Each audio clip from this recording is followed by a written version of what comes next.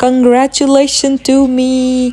मैले चाहिँ आफूले बताइदिइरहेको छु कि साथीहरू, किन भन्नु न, किनकि मेरो चाहिँ फेसबुकको एउटा भिडियोमा 200 भ्युज कटेछ हैन।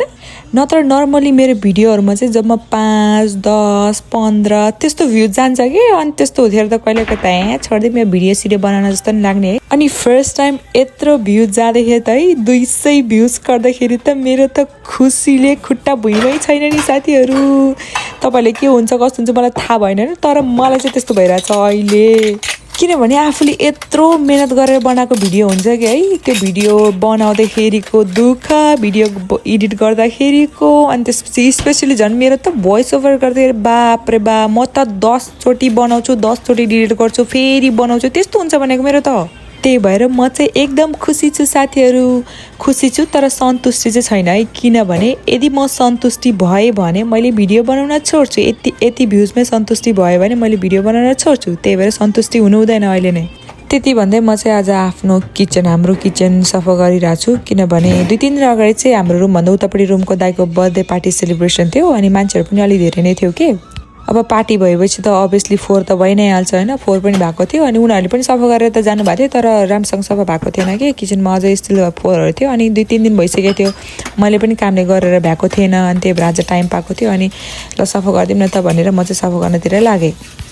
अनि हेरेको त पुरै त्यो हैन डिसवासरमा त पानी जमेर कस्तो फोहोर भएर बसेको रहेछ कि, अनि त्यही भएर सबै भाँडाहरू निकालेँ, अनि त्यसपछि त्यसलाई फेरि एकचोटि पखालेर अनि बल्ल डिसवासरलाई पनि सफा गरेर बल्ल गरेँ। अनि मलाई आज के मिसअन्डरस्ट्यान्डिङ भयो भन्नु न साथीहरू, मलाई चाहिँ कलेजमा जानुपर्ने काम थियो आज हैन, मेरो कामको ओरिएन्टेसन थियो, जानुपर्ने थियो। अनि मलाई लागिरहेको थियो कि त्यो 11 बजेबाट सुरु हो, अनि त्यही भएर म त पुरा गीत सुन्दै चिलमा सफा गरिरहेको थियो हैन। अनि अब सफा गर्छु, अनि त्यसपछि नुहाइधुवाइ गरेर जान्छु, रेडी भएर जान्छु भन्ने सोचिरहेको थियो। अनि ठ्याक्कै 9 बजीतिर साथीले फोन गरेर तिमी नआउने भन्छ, अनि म त अनि 11 बजीबाट सुरु होइन र भनेको, अनि कहाँ हुनु 9 बजीबाट सुरु हो भन्छ। अनि त्यसपछि त म त जानै पर्ने थियो जसरी नि त्यहाँनिर।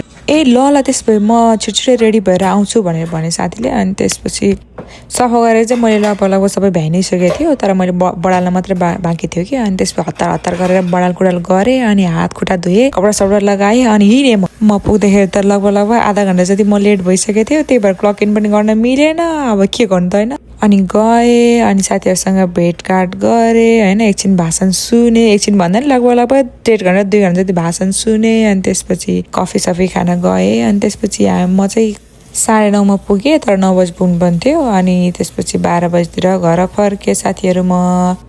ल मैले सफा गरेको पनि हेर्नु भइहाल्यो, अब नेक्स्ट भिडियोमा भेटौँला, ल बाई।